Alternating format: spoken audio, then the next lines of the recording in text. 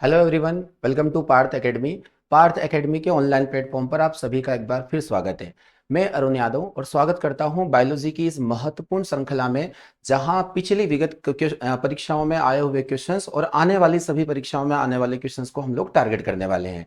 विगत हम लोगों ने 4 वीडियो अपलोड कर चुके हैं। आप जिन्होंने 4 पार्ट नहीं देखे हैं वो जाके सबसे पहले इन 4 पार्ट को देखें।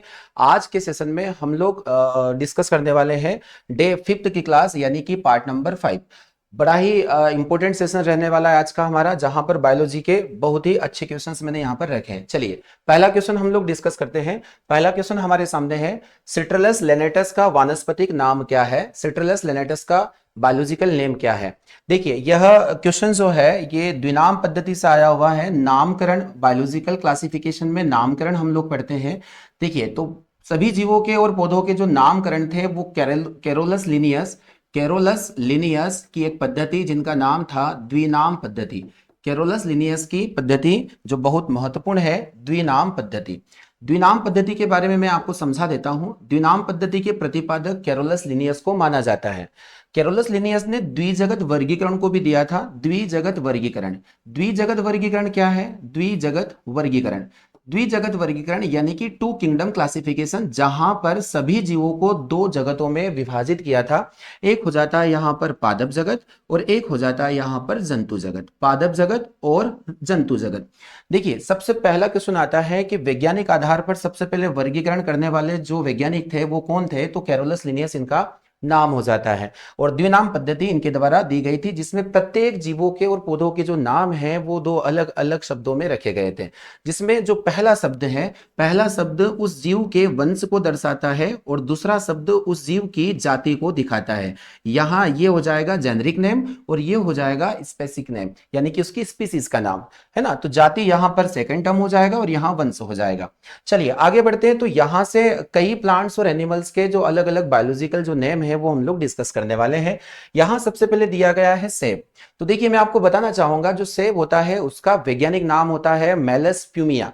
मेलस प्यूमिला। तो मेलस प्यूमिला इसका नाम होता है, मेलस प्यूमिला। मेलस प्यूमिला। आप इन्हें नोट करते चले अपने नोट्स में कि मेलस प्यूमिला किसका नाम होता है? सेब का नाम होता है। यहां पर दिया गया है तरबूज, सेकंड ऑप्शन, और तरबूज का वैज्ञानिक नाम होता है सिट्रलस लेनेटस। सिट्रलस लेनेटस जो है तरबूज का, वाटरमेलन का बायोलॉजिकल नेम होता है। तो डियर स्टूडेंट्स यहां इसका हमारे पास सही आंसर हो जाएगा तरबूज। देखिए यहां पर दिया है संतरा। तो संतरा जो है इसका जो नाम हो जाएगा citrus x sinensis. Citrus x sinensis, यानी कि इसको हम लोग लिख सकते हैं सिट्रस एक्स सिनेंसिस। सिनेंसिस, ये इसका नाम हो जाएगा सिनेंसिस, सिट्रस एक्स सिनेंसिस। तो ये हो जाएगा संतरा का नाम, हो जाएगा ऑरेंज का नाम। और यहां पर आ जाता है केला। तो केला का नाम हो जाएगा म्यूजा। केला का नाम हो जाएगा डियर स्टूडेंट म्यूजा। तो ये बहुत ही महत्वपूर्ण नेम है, बायोलॉजिकल नेम, जहां से हर एग्जाम से एक क्वेश्चन जरूर पूछता है। चलिए तो इस क्वेश्चन का सही जवाब हमारे लिए होने वाला है ऑप्शन नंबर बी कि सिट्रलस लेनेटस किसका वैज्ञानिक नाम है? यह है तरबूज का वैज्ञानिक नाम। आगे हम लोग बढ़ते हैं, क्वेश्चन नंबर 2 पर हम लोग मूव करते हैं इस श्रृंखला का। क्वेश्चन नंबर 2 है हमारे सामने, पोषण के स्वपोषी रूप के लिए आवश्यक क्या होता है? देखिए पार्ट नंबर 4 में भी मैं आपको ऑटोट्रोफ्स और हेटरोट्रोफ्स समझा चुका था। आज भी यह क्वेश्चन आया हुआ है। न्यूट्रिशन एक बहुत ही इंपॉर्टेंट टॉपिक माना जाता है। पोषण को लेकर हर एग्जाम्स क्वेश्चंस बनाने लगे हैं। हम लोग बढ़ते हैं कि यहां पर पूछा गया है कि स्वपोषी रूप के लिए आवश्यक कौन होगा निम्नलिखित में से? यहां पहला ऑप्शन आप लोगों के सामने है क्लोरोफिल और ऑक्सीजन। क्लोरोफिल और ऑक्सीजन। देखिए केवल क्लोरोफिल और ऑक्सीजन से यहां पर कोई भी जीव या फिर कोई पौधा स्वपोषी नहीं बन सकता, ऑटोट्रोफ्स नहीं बन सकता। हम लोगों ने प्रकाश संश्लेषण की इस प्रक्रिया को देखा होगा। प्रकाश संश्लेषण में क्या होता है? तो डियर स्टूडेंट मैं आपको बताना चाहूंगा कि फोटोसिंथेसिस एक ऐसा प्रोसेस होता है जिसमें जो प्लांट होते हैं वो सनलाइट की हेल्प में अपना खाना बनाते हैं। देखिए यहां से बहुत सारे क्वेश्चन में आने वाले हैं, मैं आपको अभी डिस्कस करने वाला हूं। अगर इसे हम लोग एक केमिकल रिएक्शन के थ्रू समझे तो 6CO2 प्लस 6H2O मिलकर यहां पर सनलाइट की प्रेजेंस में और क्लोरोफिल की प्रेजेंस में बनाते हैं पौधों का महत्वपूर्ण खाना, जिसका नाम है C6H12O6 यानी इसे हम लोग ग्लूकोज के नाम से जानते हैं। किस नाम से जानते हैं डियर स्टूडेंट? ग्लूकोज के नाम से। यहां बाई प्रोडक्ट के रूप में 6O2 बाहर निकल जाता है। देखिए ये प्रक्रिया होती है, स्मॉल क्लासेस में सभी स्टूडेंट्स को पढ़ लिए होते हैं। यहां कार्बन डाइऑक्साइड, पानी, सनलाइट और क्लोरोफिल, ये 4 ऐसे एसेंशियल सब्सटेंस हैं which are very required to photosynthesis. यहां हम लोग इसको डिस्कस करने वाले हैं। यहां से कई क्वेश्चंस बनते हैं कि जो पौधों का खाना होता है, कि पौधे जो खाने का निर्माण करते हैं डियर स्टूडेंट, वो किस फॉर्म में करते हैं? तो वो ग्लूकोज के फॉर्म में करते हैं, ग्लूकोज की अवस्था में करते हैं। आगे हम लोग बढ़ेंगे कि जब पौधों को भोजन संग्रह करना होता है, भोजन का संग्रह करना होता है, देखिए खाने के अलग अलग रूप होते हैं। खाना निर्मित अलग रूप में होता है, खाना संग्रहित अलग रूप में होता है, और खाने का जब संवहन करना होता है तो उसका रूप बदलकर होता है। इन सारी बातों को एग्जाम्स पूछ सकते हैं। तो आप यहां से एक अति महत्वपूर्ण क्वेश्चन ध्यान रखिएगा कि यहां जो संग्रहण होता है पौधों के अंदर, वह स्टार्च के रूप में होता है। स्टार्च जिसे हम लोग मंड के नाम से भी जान सकते हैं, स्टार्च के फॉर्म में। जब पौधों को खाने का संवहन एक स्थान से दूसरे स्थान तक करना होता है, यानी कि फ्लोएम के द्वारा जो भोज्य पदार्थ होता है पत्तियों से पौधों के विभिन्न भागों में पहुंचने की जो क्रिया विधि होती है, मैं उसके बारे में डिस्कस आपसे कर रहा हूं। तो संवहन का जो रूप होता है पौधों के अंदर, वो होता है सुक्रोज। बड़ा ही महत्वपूर्ण क्वेश्चन यहां से आ सकता है एग्जाम्स में डियर स्टूडेंट्स, कि पौधों में संवहन का रूप जो होता है वो सुक्रोज के फॉर्म में पौधे जो है वो ट्रांसफर करते हैं। संग्रहण करेंगे, स्टोरेज होगा इनके अंदर स्टार्च के रूप में, और निर्माण होगा ग्लूकोज के रूप में। ग्लूकोज का फार्मूला क्या है? तो ग्लूकोज का फार्मूला C6H12O6 है। मैं आपको एक जानकारी और देना चाहूंगा कि ग्लूकोज एक प्रकार की मोनोसेकेराइड शर्करा मानी जाती है। मोनोसेकेराइड शर्करा मानी जाती है, जो बहुत ही सिंपल लेवल का कार्बोहाइड्रेट माना जाता है ग्लूकोज, जिसे इंस्टेंट एनर्जी हेतु लिया जाता है। तो बड़ा ही महत्वपूर्ण क्वेश्चन था डियर स्टूडेंट्स। तो यहां पर देखिएगा कि कौन कौन से ऐसे पदार्थ हैं जो स्वपोषी रूप के लिए आवश्यक होते हैं। तो हमारा यहां सही आंसर होने वाला है ऑप्शन नंबर डी, क्योंकि यहां पर लिखा हुआ है कार्बन डाइऑक्साइड, पानी, क्लोरोफिल और सूर्य का प्रकाश। इन चारों की बहुत ज्यादा आवश्यकता होती है फोटोसिंथेसिस प्रक्रिया के लिए। तो ये बहुत ही महत्वपूर्ण है। यहां से एक क्वेश्चन मैं आपसे पूछना चाहूंगा, कमेंट बॉक्स में आप इसका आंसर दीजिएगा कि प्रकाश संश्लेषण की प्रक्रिया में किस ऊर्जा का किस ऊर्जा में रूपांतरण होता है। कमेंट बॉक्स में आप इसका आंसर मुझे दे दीजिएगा। चलिए मूव करते हैं हम लोग क्वेश्चन नंबर 3 पर। क्वेश्चन नंबर 3 देखिएगा।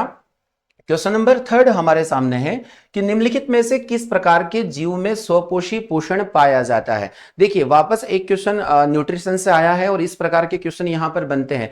मैंने सभी बहुत अच्छे लेवल के क्वेश्चंस रखे हैं इस सीरीज में, और इस सीरीज का पूरा पूरा फायदा आपको अपकमिंग एग्जाम्स में मिलने वाला है। तो बिल्कुल ध्यान से अच्छे से समझिएगा। देखिए क्वेश्चन है यहां पर कि स्वपोषी पोषण पाया जाता है, इनमें से किस ऑप्शन में पाया जाएगा। मैं आपसे डिस्कस करना चाहूंगा कवक में, है ना। कवक क्या होते हैं? तो कवक ध्यान से समझना डियर स्टूडेंट, ये जो कवक होते हैं, ये कवक मृतोपजीवी होते हैं। क्या होते हैं? मृतोपजीवी। मृतोपजीवी किसको कहते हैं? इसको हम लोग सेप्रोफिटिक या फिर सेप्रोफाइट भी कह सकते हैं। सेप्रोफाइट, सेप्रोफाइट क्या होता है? सेप्रोफिटिक का मतलब होता है कि कोई जीव सड़ी गली मृत कार्बनिक पदार्थों पर अपन रहकर अगर जीवन यापन कर रहे हैं, तो उन्हें हम लोग सेप्रोफिटिक एनिमल के नाम से जानते हैं। तो सड़े गले मृत कार्बनिक पदार्थों पर ये रहकर अपना जीवन यापन करते हैं। सड़े गले मृत कार्बनिक पदार्थ यानी कि ऑर्गेनिक डिकेड मटेरियल, सड़े गले मृत कार्बनिक पदार्थों पर रहकर ये अपना जीवन चलाते हैं। बड़ा ही महत्वपूर्ण क्वेश्चन है। कवक का अध्ययन क्या कहलाता है? कवक का अध्ययन कहलाता है माइकोलॉजी। ये छोटी एग्जाम्स में भी कई बार एग्जाम्स में ये पूछा जा चुका है, माइकोलॉजी किसका अध्ययन है? तो डियर स्टूडेंट माइकोलॉजी स्टडी होता है कवक का। कवक विज्ञान के जनक कौन है? कवक विज्ञान के जनक होते हैं माइकेली। कौन होते हैं डियर स्टूडेंट्स? माइकेली नाम के वैज्ञानिक, जिन्हें कवक विज्ञान के जनक कहा जाता है। चलिए आगे हम बढ़ते हैं। वायरस, अगर हम लोग वायरस की बात करें तो ये जो वायरस होते हैं इसका अध्ययन जो है वो क्या कहलाता है? तो वायरोलॉजी के नाम से एक ब्रांच है वायरोलॉजी। तो वायरोलॉजी को हम लोग स्टडी ऑफ वायरस के नाम से जानते हैं। अगर हम इसका जनक देखें तो इनके जनक हो जाएंगे इवान विस्की। इवान विस्की नाम के वैज्ञानिक को वायरस का जनक हम लोग कहते हैं, यानी कि वायरोलॉजी के फादर माने जाएंगे। अब हम लोग डिस्कस करते हैं प्रोटोजोआ को। देखिए जितने भी प्रोटोजोआ होते हैं ये पैरासाइट होते हैं, परजीवी होते हैं, और प्रोटोजोआ एक कोशिकी यूकेरियोटिक एनिमल माने जाते हैं। अगर हम लोग इनका डिस्कस करें तो प्रोटोजोआ की जो खोज की थी वो की थी ल्यूवेनहॉक ने, एंटोनी वॉन ल्यूवेनहॉक ने। डियर स्टूडेंट किसने की थी? Antony von Antony von Leeuwenhoek नामक वैज्ञानिक के द्वारा, लीवेनहॉक नामक वैज्ञानिक के द्वारा। इनके नाम से कई सारे अचीवमेंट है बायोलॉजी में और अति महत्वपूर्ण क्वेश्चन यहां से पूछे जा सकते हैं एग्जाम्स में। एंटोनी वॉन लीवेनहॉक ने, लीवेनहॉक के द्वारा ही बैक्टीरिया को डिस्कवर किया था, जीवाणु की खोज की गई थी। इन्हीं के द्वारा आरबीसी को डिस्कवर किया गया था। इन्हीं के द्वारा मेल स्पर्म को डिस्कवर किया गया था। मेल स्पर्म यानी कि नर शुक्राणु, नर शुक्राणु। और भी जो ईस्ट होता है, ईस्ट होता है खमीर, यानी कि इसको हम लोग बोल सकते हैं फफूंद, फफूंद, इसकी खोज भी इनके द्वारा की गई थी। तो कई सारी उपलब्धियां और भी उपलब्धियां हैं जिनके बारे में हम लोग आगे की क्लास में डिस्कस करने वाले हैं। आगे हम बढ़ते हैं बैक्टीरिया। बैक्टीरिया का जो स्टडी होता है वो बैक्टीरियोलॉजी कहलाता है, यानी कि इसे हम लोग जीवाणु विज्ञान के नाम से जानते हैं। और बैक्टीरिया की जो खोज की थी वो लीवेनहॉक नामक वैज्ञानिक के द्वारा की गई थी। तो लीवेनहॉक वैज्ञानिक जैसा अभी मैंने आप लोगों से डिस्कस किया है। देखिए मैंने आपसे ये डिस्कस मैं करने वाला हूं कि जीवाणु यहां पर दिए गए ऑप्शन में से ऐसा जीव माना जाता है जिसमें क्लोरोफिल प्रेजेंट हो सकता है, यानी कि इनमें फोटोसिंथेसिस करने का पावर होता है, क्योंकि यहां पर ग्रीन कलर पिगमेंट क्लोरोफिल की प्रेजेंस देखने को मिलती है। यहां एग्जाम्पल के तौर पर हम लोग समझेंगे, आपने साइनोबैक्टीरिया का नाम जरूर सुना होगा। तो साइनोबैक्टीरिया यानी कि नील हरित शैवाल, नील हरित शैवाल। और ये नील हरित शैवाल बीजीए, इन्हें हम लोग शॉर्ट फॉर्म में जानते हैं बीजीए, जो लंबे समय तक कहीं किसी गड्ढे में अगर पानी भरा हुआ है या कोई पानी सड़ चुका है तो वहां पर ये पनप जाते हैं इजीली, तो इन्हें हम लोग कहते हैं बीजीए यानी कि नील हरित शैवाल। तो इनमें फोटोसिंथेसिस करने का पावर होता है। तो यहां इसका सही जवाब होने वाला है कि जो स्वपोषी जीव होगा डियर स्टूडेंट वो होगा बैक्टीरिया। इनमें किसी में भी यहां पर स्वयं के पोषण करने की कैपेसिटी नहीं पाई जाती। चलिए मैंने बहुत सारी जानकारी आपको यहां पर दी है, इन्हें अपने नोट्स में आप लोग इन्वॉल्व करते चले। चलिए मूव करते हैं हम लोग अगले क्वेश्चन की तरफ। क्वेश्चन नंबर 4 हमारे सामने आने वाला है। क्वेश्चन नंबर 4 देखिएगा। क्वेश्चन नंबर 4 है, आमतौर पर प्रयोग किए जाने वाले protein B, protein vitamin B सम्मिश्रण में कितने विटामिन को सम्मिलित किया जाए। देखिए विटामिन बी कॉम्प्लेक्स, मैंने आपसे कल भी ये डिस्कशन किया था कि विटामिन बी कॉम्प्लेक्स के कितने प्रकार होते हैं, कि बी कॉम्प्लेक्स में कितने विटामिन को रखा गया है। अभी हम लोग स्पेशली डिस्कस करने वाले हैं विटामिन बी को। विटामिन बी को, विटामिन बी का जो रासायनिक नाम होता है वो होता है डियर स्टूडेंट थायमिन। क्या होता है? थायमिन। विटामिन बी का रासायनिक नाम थायमिन होता है। क्या होता है? थायमिन। इसके 8 अलग अलग जो है वो भाग पाए जाते हैं, या इसके 8 सम्मिश्रण हम लोग देखेंगे। 8 सम्मिश्रण इसके हम लोग देखेंगे। देखिए नंबर 1 पर आता है यहां पर विटामिन बी1। विटामिन बी1 या विटामिन बी को ही हम लोग बी1 के नाम से जानते हैं, जिसे हम लोग थायमिन के नाम से जानते हैं। किस नाम से जानेंगे डियर स्टूडेंट? थायमिन के नाम से इसको हम लोग जानते हैं। यहां पर आ जाता है विटामिन बी2। अगला आ जाता है विटामिन बी2, और विटामिन बी2 का रासायनिक नाम हो जाता है डियर स्टूडेंट राइबोफ्लेविक एसिड। राइबोफ्लेविक एसिड, राइबोफ्लेविक अम्ल जो है ये विटामिन बी2 का नाम हो जाता है। अगला हम लोग देखेंगे विटामिन बी3। विटामिन बी3, तो विटामिन बी3 को हम लोग क्या कहेंगे? विटामिन बी3 हमारे लिए हो जाएगा नियोसिन। नियोसिन, नियोसिन, या फिर इसका नाम और भी हो जाता है, नियोसिन ही इसका प्रमुख चर्चित नाम है, आप लोग इसे ध्यान से रखें। या निकोटिनेमाइड भी इसका नाम हो जाता है, निकोटिनेमाइड, निकोटिनेमाइड, निकोटिनेमाइड। तो विशेष विशेष ध्यान रखने वाला क्वेश्चन है डियर स्टूडेंट विटामिन बी3। अगला आता है विटामिन बी5। विटामिन बी5 जिसे हम लोग पेंटाथेनिक अम्ल के नाम से जानते हैं, विटामिन बी5 पेंटाथेनिक एसिड के नाम से जाना जाता है। अगला आता है विटामिन बी6। अगला आता है विटामिन बी6, और बी6 का जो नाम एग्जाम्स में आता है ये हो जाता है पायरिडॉक्सिन। क्या हो जाता है डियर स्टूडेंट? पायरिडॉक्सिन नाम का विटामिन, पायरिडॉक्सिन नाम का विटामिन। इन्हें हम लोग डिटेल में भी समझेंगे आगे थ्योरी क्लासेस में, फिलहाल आप इतना ध्यान रखें। अगला आता है विटामिन 7 पर आ जाता है विटामिन बी7। विटामिन बी7 जिसे हम लोग बायोटिन के नाम से जानते हैं, इसका जो केमिकल नेम हो जाता है डियर स्टूडेंट बायोटिन हो जाएगा। क्या हो जाएगा? बायोटिन। तो विशेष ध्यान रखने वाला क्वेश्चन है। अगला हम लोग बढ़ेंगे 8वें नंबर पर अगला आ जाता है हमारे पास में विटामिन बी11। विटामिन बी11, और विटामिन बी11 को हम लोग क्या कहेंगे? विटामिन बी11 का नाम हमें ध्यान से समझना है, फोलिक अम्ल इसका नाम हो जाता है। क्या हो जाता है डियर स्टूडेंट? फोलिक अम्ल या फोलिक एसिड। अगला लास्ट विटामिन बचता है यहां पर विटामिन बी12, और विटामिन बी12 को हम लोग साइनो कोवाला एमिन के नाम से जानते हैं, साइनो कोबालामाइन के नाम से जानते हैं, कोबालामाइन के नाम से जानते हैं, जिसमें कोबाल्ट धातु, और इसे हम लोग रेन वाटर विटामिन के नाम से भी जानते हैं। तो अति महत्वपूर्ण क्वेश्चन यहां पर हम लोगों ने डिस्कस किए। ये 5th नंबर हो जाएगा, ये 6th हो जाएगा, ये 7th हो जाएगा, और ये हो जाएगा हमारा 8th नंबर। देखिए विटामिन बी के ये 8 बी कॉम्प्लेक्स माने जाते हैं, और ये सभी महत्वपूर्ण है एग्जाम्स के लिए। तो आगे की क्लासेस में मैं इन्हें डिटेल भी पढ़ाने वाला हूं।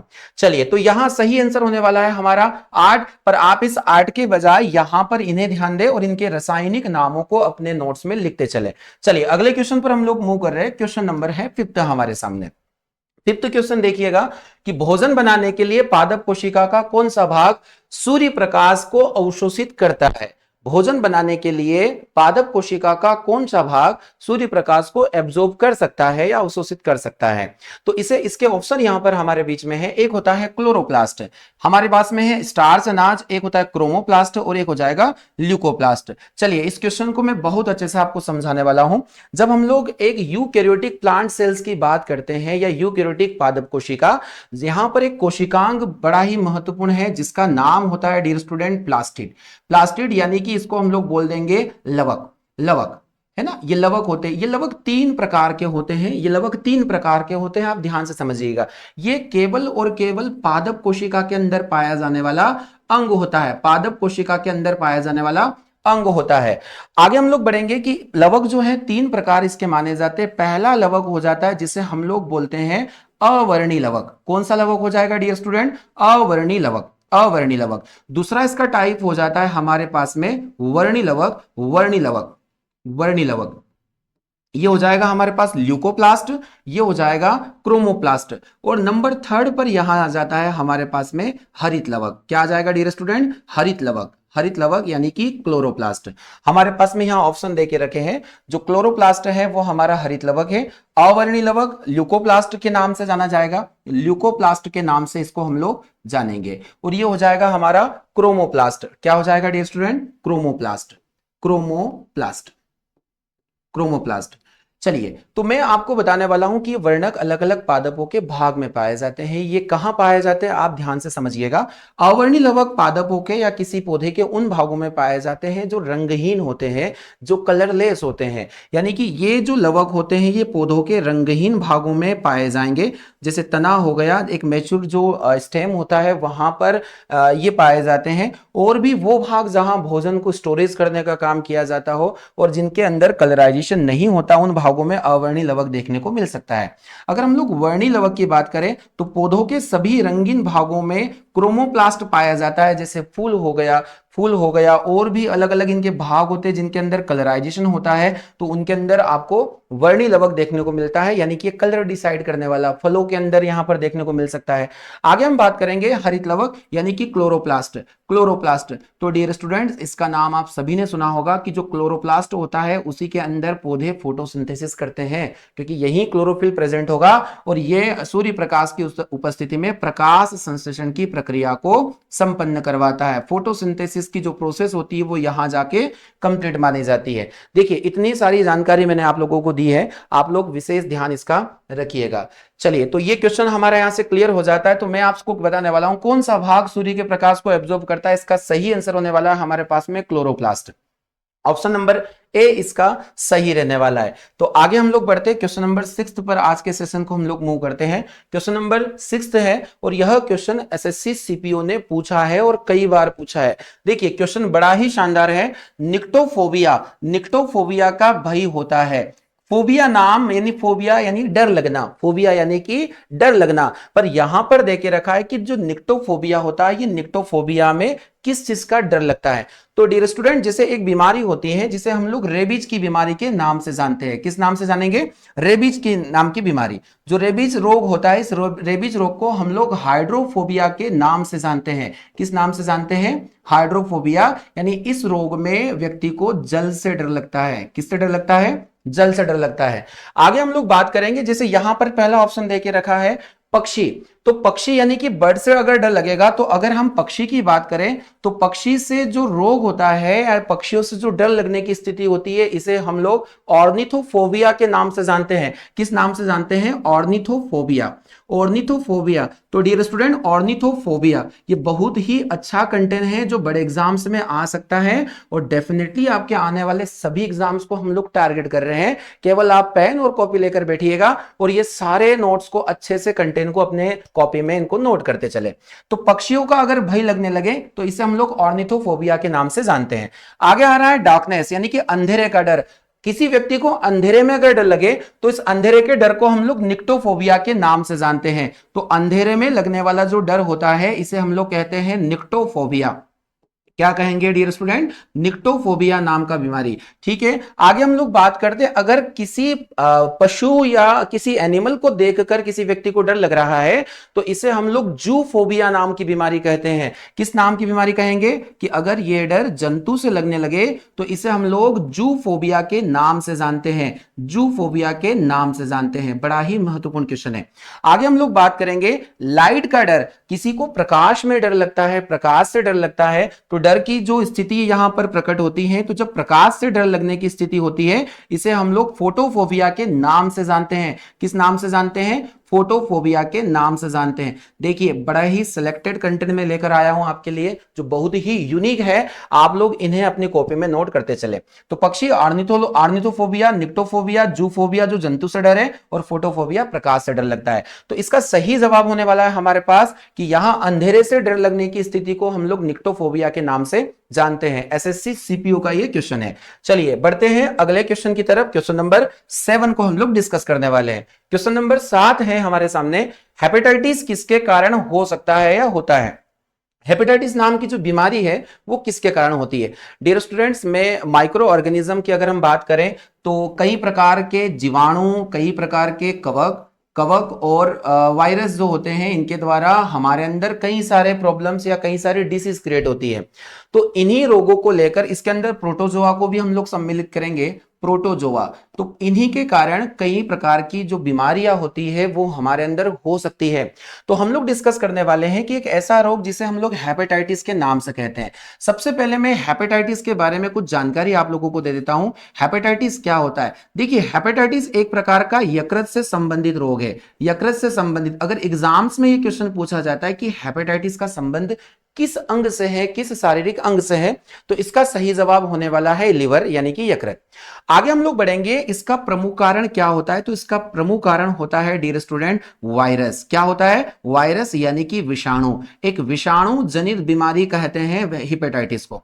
देखिए, हेपेटाइटिस के अलग अलग प्रकार होते हैं। प्रमुख 5 प्रकार के हेपेटाइटिस माने जाते हैं। हेपेटाइटिस ए, हेपेटाइटिस बी यानी कि इसको ए, बी, सी, डी और ई के फॉर्म में हम लोग क्लासिफाइड कर सकते हैं।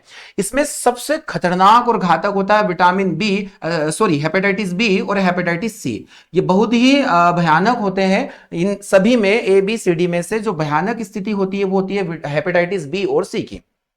इसे हम लोग क्या क्या साइड इफेक्ट इसके हो सकते हैं? तो डियर स्टूडेंट मैं बता दूं, यदि वायरस का अटैक होता है तो लिवर जो है वो हेपेटाइटिस बी से ग्रसित हो सकता है। यहां पर यकृत में सूजन आना और यकृत की जितनी भी उपापचय प्रक्रिया होती है वो सारी की सारी गड़बड़ हो जाती है, क्योंकि मेटाबॉलिक रिएक्शन में हमारे लिवर का बहुत बड़ा रोल होता है। तो ये सारी की सारी गंभीर बीमारियां हैं। एक आता है लिवर सिरोसिस। तो सिरोसिस नाम की समस्या भी इसी के कारण पैदा होती है। सिरोसिस नाम की जो समस्या है वो भी इसी के कारण पैदा होती है। मैं फिर से लिख दूंगा, सिरोसिस नाम की जो बीमारी है ये भी लीवर से संबंधित है। तो यहां भी ये बीमारियां आपको देखने को मिल सकती है। तो हेपेटाइटिस के बारे में आप लोगों को इतना समझ में आया। तो हेपेटाइटिस एक वायरस से होने वाला रोग है। यह लिवर को प्रभावित करता है और इसके प्रमुख 5 प्रकार होते हैं। उसमें सबसे प्रमुख प्रकार होता है हेपेटाइटिस बी, जो बड़ा ही घातक हो सकता है। यह जानलेवा भी होता है। इसमें लिवर में सूजन आना और भी कई सारी समस्या यहां पर क्रिएट हो सकती है। तो चलिए आगे हम लोग बढ़ेंगे। तो इसका सही आंसर हो जाएगा डियर स्टूडेंट्स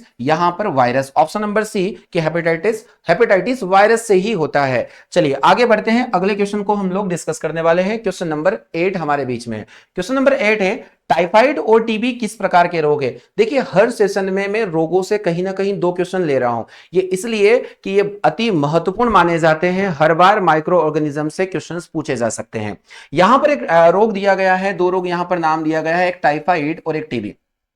टाइफाइड के बारे में मैं आपको जानकारी देना चाहूंगा कि ये जो टाइफाइड नाम का रोग है, टाइफाइड नाम का रोग है, इसे हम लोग आंत ज्वर के नाम से भी जानते हैं। आंतों का बुखार, इंटेस्टाइनल फीवर, इंटेस्टाइनल फीवर के नाम से भी इसे हम लोग जानते हैं। इसका एक नाम और भी है, इस बीमारी को मियादी बुखार के नाम से भी जाना जा सकता है। मियादी बुखार के नाम से भी जाना जा सकता है। देखिए ये बहुत ही लंबे टर्म के लिए होती है, इसलिए इसको मियादी बुखार कहते हैं। मैंने आपको कहा इसे आंत ज्वर क्यों कहते हैं, क्योंकि डियर स्टूडेंट टाइफाइड एक ऐसा रोग है, इससे जो प्रभावित अंग होता है वो होती है हमारी आंतें, है ना। हमारी जो इंटेस्टाइन होती है, हमारी आंतें, वो प्रभावित होती है। किस वजह से होती है तो मैं आपको बता दूंगा। इसका प्रमुख कारण जो होता है वो होता है बैक्टीरिया। क्या होता है डियर स्टूडेंट? एक बैक्टीरिया। और इस जीवाणु का नाम भी मैं आपको बताने वाला हूं। इसका नाम हो जाएगा साल्मोनेला टाइफी। क्या होने वाला है? साल्मोनेला टाइफी नाम का एक जीवाणु है जो हमारी आंतों को प्रभावित करता है और इस बैक्टीरिया के कारण हमें टाइफाइड हो जाता है। आप इसे सामान्य भाषा में मोती जरा के नाम से भी जानते हैं। मोती जरा, मोती जरा आंतों से संबंधित बीमारी होती है। इस बैक्टीरिया की वजह से आंतें प्रभावित होती है। व्यक्ति जो है सही से खाना पीना नहीं कर पाता है और वो ज्यादा ग्रसित हो जाता है। चलिए आगे बढ़ते हैं। इसकी एक टेस्ट होता है, इसका एक जांच होता है टाइफाइड के लिए, जिसको हम लोग कहते हैं विडॉल टेस्ट। क्या नाम से जानेंगे इसको हम लोग? विडॉल टेस्ट। तो विडॉल टेस्ट टाइफाइड से संबंधित है। आगे हम बात करते हैं टीबी। टीबी इसका पूरा नाम होता है ट्यूबरकुलोसिस। डियर स्टूडेंट, क्या होता है? ट्यूबरकुलोसिस। ट्यूबरकुलोसिस नाम का एक रोग है जिसे हम लोग यक्ष्मा के नाम से भी जानते हैं। किस नाम से जानेंगे? यक्ष्मा। इसे हम लोग यक्ष्मा के नाम से भी जानते हैं, टीबी। देखिए आप सभी को जानकारी होगी कि जो टीबी है वो हमारे फेफड़ों से संबंधित रोग है। मैं आपसे पूछना चाहूंगा टीबी का प्रमुख कारण क्या है? तो टीबी का प्रमुख कारण होता है बैक्टीरिया यानी कि जीवाणु, और इस जीवाणु का नाम है माइक्रोबैक्टीरियम ट्यूबरकुलोसिस। क्या नाम है dear student? Microbacterium, microbacterium tuberculosis. तो माइक्रोबैक्टीरियम ट्यूबरकुलोसिस नाम के बैक्टीरिया के द्वारा यह रोग होता है, ट्यूबरकुलोसिस। कुलोसिस आप पूरा नाम अपनी कॉपी में लिख दीजिएगा। माइक्रोबैक्टीरियम ट्यूबरकुलोसिस नाम के बैक्टीरिया से टीबी होता है। तो बहुत ही इंपॉर्टेंट है। लंबे समय से खांसी चलना इसका एक प्रमुख सिम्टम होता है। फेफड़ों को ये प्रभावित करने वाला रोग होता है। तो यहां पर किस प्रकार के रोग है? तो डियर स्टूडेंट इसका बड़ा ही इजी सा क्वेश्चन है हमारे सामने और इसका आंसर होने वाला है बैक्टीरियल डिसीज है। एक जीवाणुविक रोग ये माना जाएगा। मैंने बैक्टीरिया के बारे में भी आपको जानकारी दी है। चलिए आगे हम लोग बढ़ते हैं। तो यहां पर अगले क्वेश्चन पर मूव करेंगे। क्वेश्चन नंबर 9 है हमारे बीच में। क्वेश्चन नंबर 9 को आप लोग देखिएगा। क्वेश्चन नंबर 9 है, निम्नलिखित में से किसकी कमी के कारण पेलाग्रा नामक रोग होता है? देखिए एक वापस क्वेश्चन आ रहा है हमारे बीच में। पेलाग्रा एक डिसीज का क्वेश्चन है। पेलाग्रा नामक रोग, जिसे बहुत कम लोगों ने सुना होगा कि पेलाग्रा क्या होता है। देखिए इस बीमारी में क्या होता है मैं आपको बता दूंगा कि विटामिन बी3, विटामिन बी3 इसका प्रमुख कारण है। विटामिन बी3 की जो डिफिशियंसी होती है, यानी कि अगर हमारे शरीर में विटामिन बी3 की कमी होती है तो उसकी डिफिशियंसी से यहां पर एक रोग होता है, इसका नाम है पेलाग्रा। मैं आपको बताना चाहूंगा कि विटामिन बी3 जो होता है, इसका जो नाम होता है, रासायनिक नाम, वो होता है नियोसिन। क्या होता है डियर स्टूडेंट? नियोसिन, यानी कि इसे हम लोग निकेटिनोमाइड के नाम से भी जानते हैं, या नियोसिन। यह त्वचा संबंधित रोग का प्रमुख कारण है। त्वचा संबंधित रोग यहां पर एक कॉमन है कि त्वचा का फटना, त्वचा का फटना, अनियमित समय पर त्वचा जो है हमारी फट जाती है, तो इस वाले रोग में होता है। इसका एक कॉमन सिम्टम होता है 3D डिसीज। इसे हम लोग 3D डिसीज के नाम से भी जानते हैं। देखिए 3D डिसीज का मतलब क्या होगा कि यहां पर हमारे पास में 3 अलग अलग रोग होंगे। एक होता है इसमें डर्मेटोसिस। डर्मेटोसिस नाम की बीमारी होती है। डर्मेटोसिस यानी कि ये त्वचा को प्रभावित करने वाला रोग है, क्योंकि त्वचा का अध्ययन डर्मेटोलॉजी के नाम से जाना जाता है। तो डर्मेटोसिस नाम की बीमारी। अगला आ जाता है इसके अंदर डिमेंशिया। डिमेंशिया नाम की डिसीज। और डिमेंशिया नाम के रोग में क्या होता है डियर स्टूडेंट? तो डिमेंशिया में व्यक्ति जो है वो किसी चीज पर ध्यान नहीं लगा पाता है, उससे ध्यान केंद्रित करने में समस्या आती है।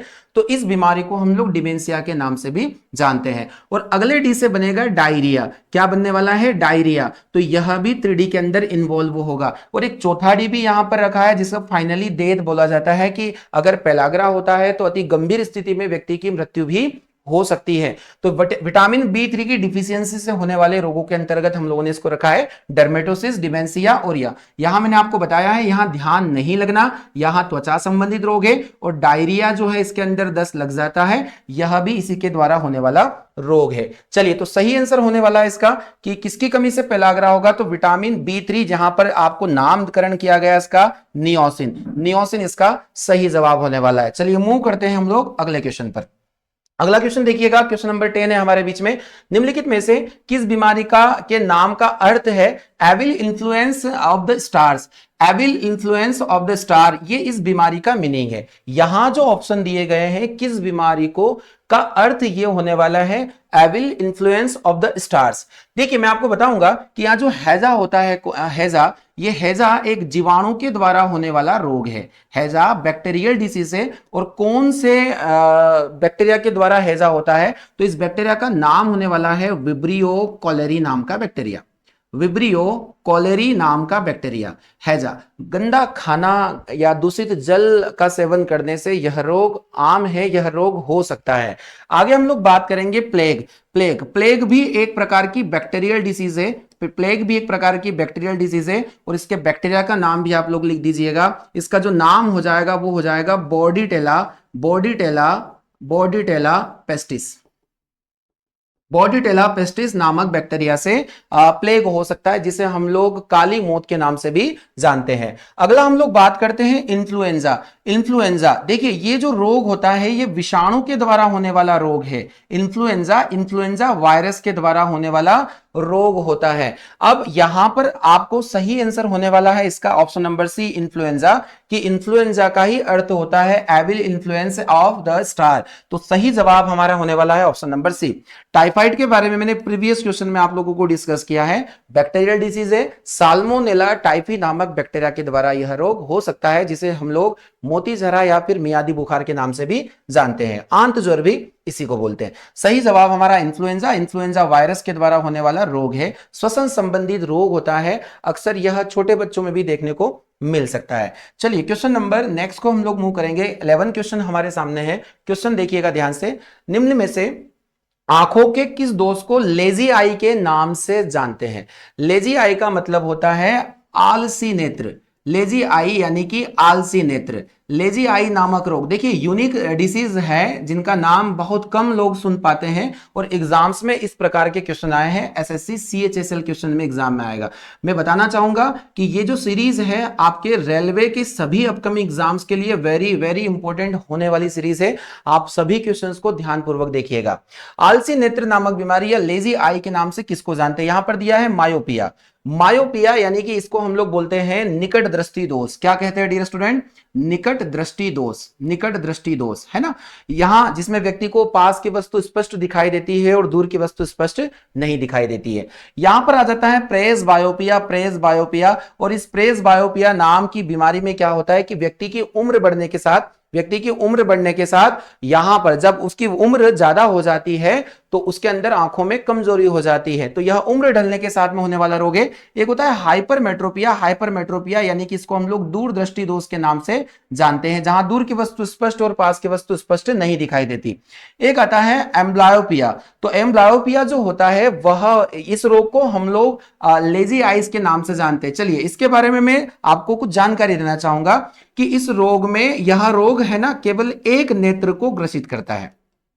किसी भी एक नेत्र के अंदर जो विजिबिलिटी होती है वो बंद हो जाती है दिखना, यह मस्तिष्क से भी जुड़ा हुआ होता है। तो एक नेत्र के अंदर होने वाले इस रोग को लेजी आई या फिर यह एम्ब्लायोपिया नाम की डिसीज के नाम से जाना जाता है। ठीक है डियर स्टूडेंट, तो इस क्वेश्चन का सही जवाब होने वाला हमारे पास में एम्ब्लायोपिया। क्वेश्चन नंबर 12 पर हम लोग करते हैं मूव। क्वेश्चन नंबर 12 है आज के सेशन का। निम्नलिखित में से कौन सा जीव अंडोत्पन्न है? अंडोत्पन्न का मतलब होता है ओविपेरस नाम के एनिमल।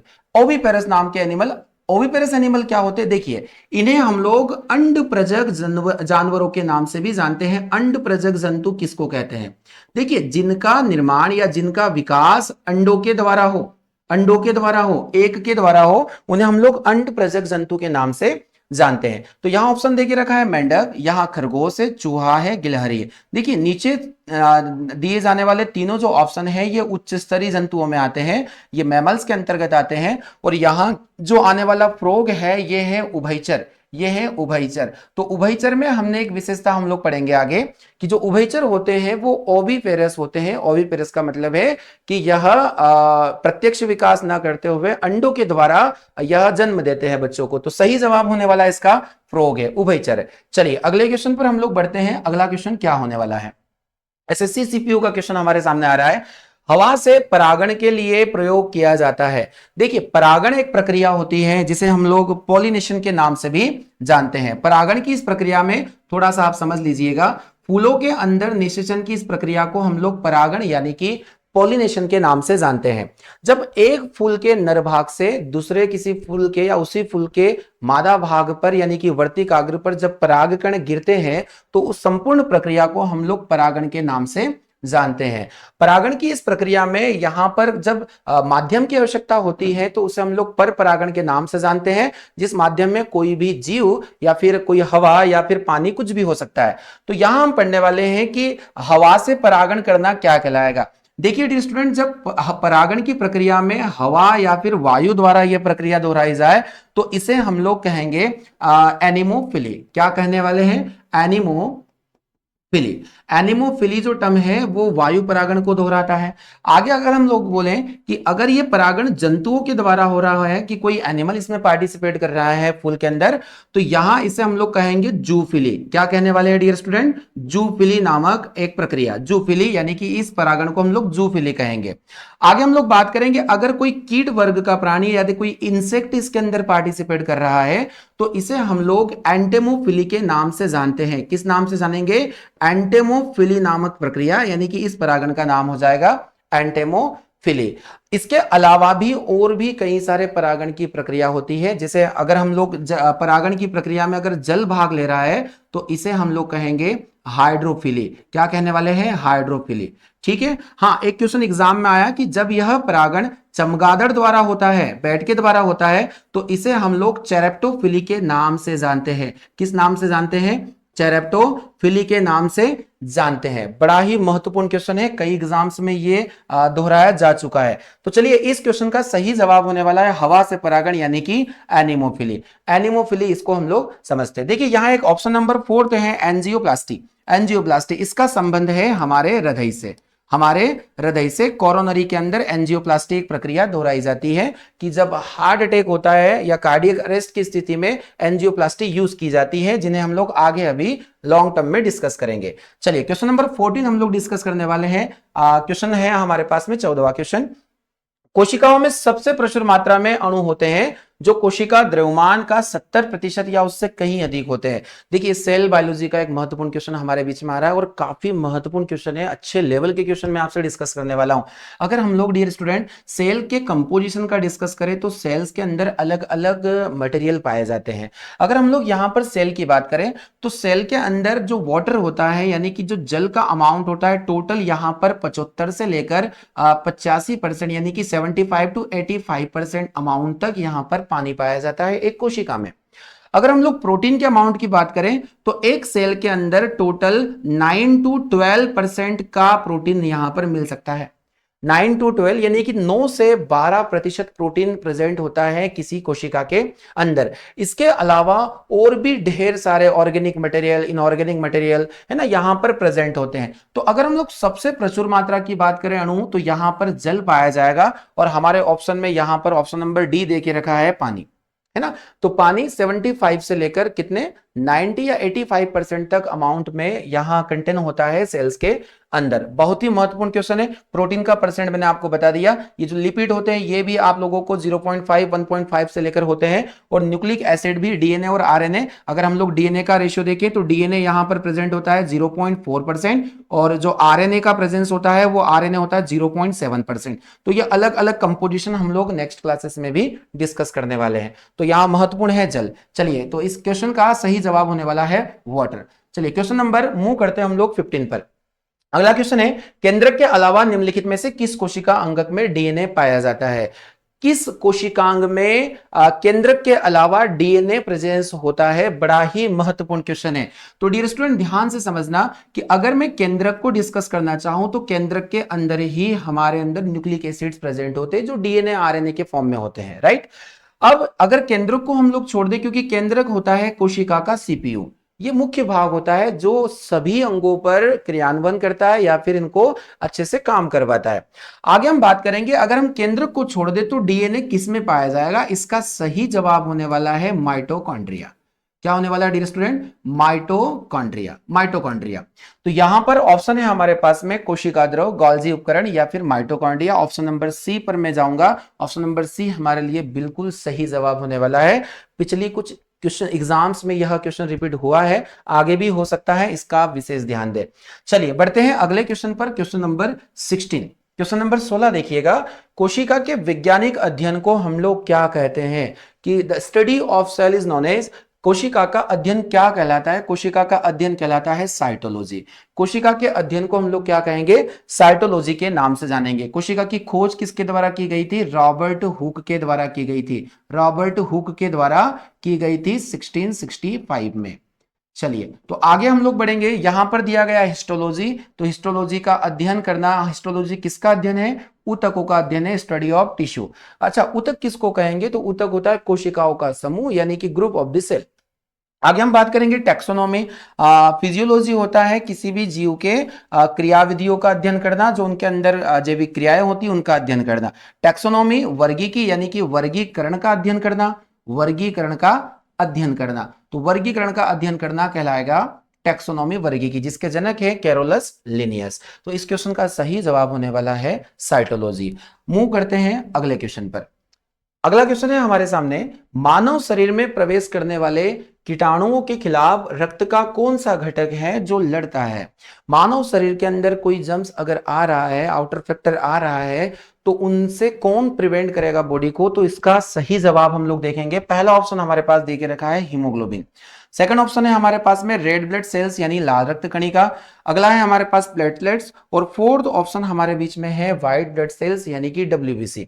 देखिए मैं आपको एक जानकारी दूंगा कि डब्ल्यूबीसी हमारे ब्लड के अंदर जो है, ये डब्ल्यूबीसी बहुत ही महत्वपूर्ण है। सफेद रक्त कणिका या फिर श्वेत रक्त कणिका, श्वेत रक्त कणिका, श्वेत रक्त कणिका, जिन्हें हम लोग, इनका एक अन्य नाम मैं आपको बताना चाहूंगा कि इनका जो अन्य नाम होता है वो होता है ल्यूकोसाइट। क्या होता है डियर स्टूडेंट? ल्यूकोसाइट। ल्यूकोसाइट 2 से 5 दिन इनका जीवन काल होता है, 2 से 5 दिन का जीवन काल होता है, और इनका निर्माण अस्थि मज्जा में होता है। इनका प्रमुख काम होता है हमारे अंदर प्रतिरक्षा तंत्र को मजबूत करना, यानी हमारी इम्यूनिटी को स्ट्रॉन्ग करना, प्रतिरक्षा तंत्र को मजबूत बनाना, इम्यून पावर को ग्रोथ करना डब्ल्यूबीसी का काम होता है। शरीर के अंदर कोई भी संक्रमण हो जाता है, जब कोई चोट या घाव लगता है, तो उस वक्त जब संक्रमण की स्थिति होती है तो उस वक्त डब्ल्यूबीसी ही हमारे शरीर की रक्षा करती है। तो अगर हम इन्हें कहेंगे, इन्हें हम लोग सोल्जर ऑफ द बॉडी के नाम से भी जानते हैं। ये हमारे शरीर के सैनिक है जो संक्रमण से हमारी रक्षा करते हैं। यहां पर कीटाणुओं के खिलाफ भी लड़ने का प्रमुख काम डब्ल्यूबीसी का ही होगा। तो इसलिए इस क्वेश्चन का सही जवाब होने वाला है ऑप्शन नंबर डी, यानी कि डब्ल्यूबीसी। चलिए बढ़ते हैं अगले क्वेश्चन की तरफ। क्वेश्चन नंबर 18 है हमारे सामने। 18 क्वेश्चन को मैं डिस्कस कर रहा हूं। मानव हृदय के किस कोष्ठ को फेफड़ों से प्रचुर ऑक्सीजन युक्त रक्त प्राप्त हो जाता है? देखिए हार्ट का एक क्वेश्चन है यहां पर, हृदय का एक क्वेश्चन है यहां पर, किस कोष्ठ में या किस चैम्बर में फेफड़ों से प्रचुर ऑक्सीजन युक्त यानी ऑक्सीजनेटेड ब्लड मिलने की बात यहां पर कही गई है। तो मैंने आपसे डिस्कस किए थे कि यहां पर हम लोग इस तरीके से फेफड़ों के 4 पार्ट को समझे। तो ये ऊपर वाले जो 2 भाग होते हैं इनको हम लोग ऑरिकल यानी कि आलिंद के नाम से जानते हैं, आलिंद के नाम से जानते हैं। नीचे वाले जो 2 भाग होते हैं डियर स्टूडेंट, इन्हें हम लोग निलय के नाम से जानेंगे, है ना। ये ऑरिकल होते हैं और ये वेंट्रिकल होते हैं, ऑरिकल और वेंट्रिकल। ये हो जाता है हमारा दायां वाला भाग, ये हो जाता है दायां, और ये भी हो जाएगा दायां यानी कि राइट ऑरिकल, राइट वेंट्रिकल।